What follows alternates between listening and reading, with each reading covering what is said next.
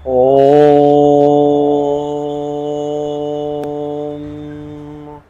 रामो राजमणि सदा विजयते रामं रमेशं भजे रामेणाभिहता निशाचरचमो रामाय तस्मै नमः।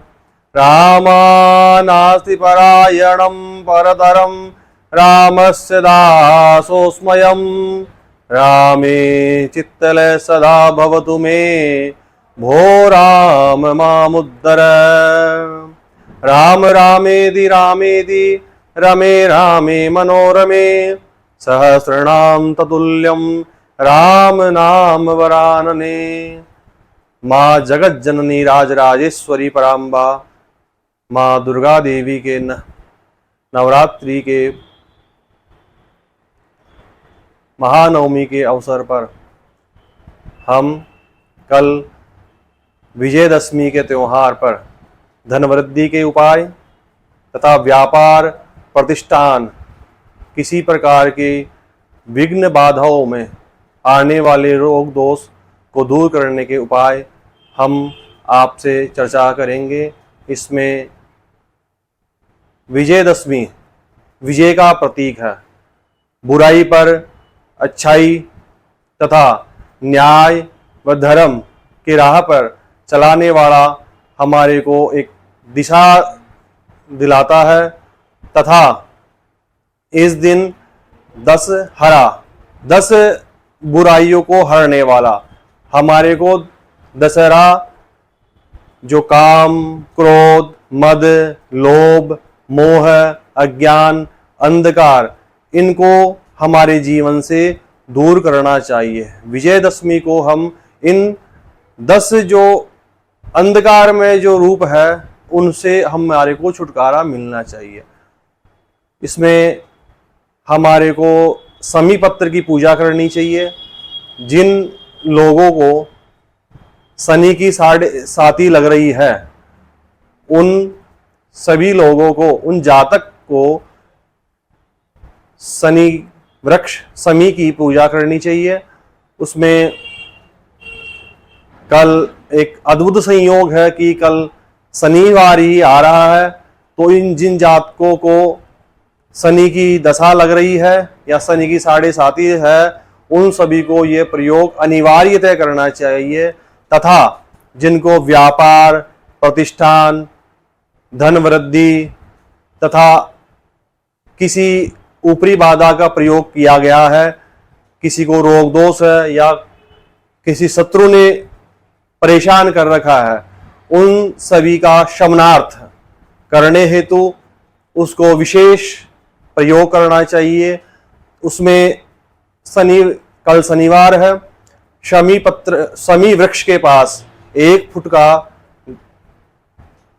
गैप देके उससे 1 फुट दूर रह के तिल्ली का तेल से दीपक जलाए तथा कल शनिवार को उड़द के लड्डू कोड़ी जनों को उस उड़द की पकौड़ी तथा किसी निर्धन व्यक्ति को हमारे को उसकी कचौरी खिलानी चाहिए। उससे शनि का प्रभाव कम होगा तथा जातक को पूर्णतः उसकी जो मनोकामनाएं हैं वो पूर्ण होगी। तथा भगवान शंकर का पक्षी नीलकंठ का एक विशेष महत्व है, जिनका नीला हो कंठ विष हरने वाला भगवान शंकर का एक नीलकंठ पक्षी आता है। उसका दर्शन करने मात्र से ही जातक की सभी प्रकार की मनोकामनाएं पूर्ण होती है, जातक को सभी विघ्न बाधाओं से मुक्ति मिलती है। तथा इस दिन शस्त्र की पूजा की जाती है। शस्त्रों का प्रयोग हम न्याय और रक्षा के लिए करना चाहिए।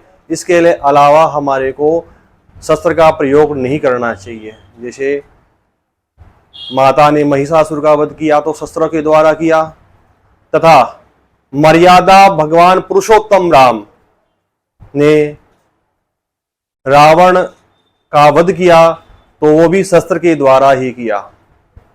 तो इसलिए हमारे को इस दिन विशेषतः शस्त्रों की पूजा करनी चाहिए तथा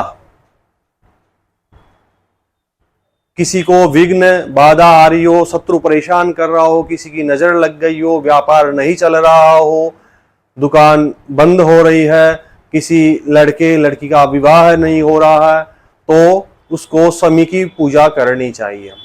शमी वृक्ष की पूजा करने से ये सभी प्रकार की विघ्न बाधाएं दूर होगी, व्यक्ति की सभी मनोकामनाएं पूर्ण होगी, उसको लाल चुनरी उधार सकते हैं तथा उसके पास तिल्ली का विशेष मनोकामना के लिए, अगर विशेष मनोकामनाएं नहीं है, किसी को व्यापार वृद्धि हेतु करना चाहे तो उसको घी का दीपक जलाना चाहिए शाम को।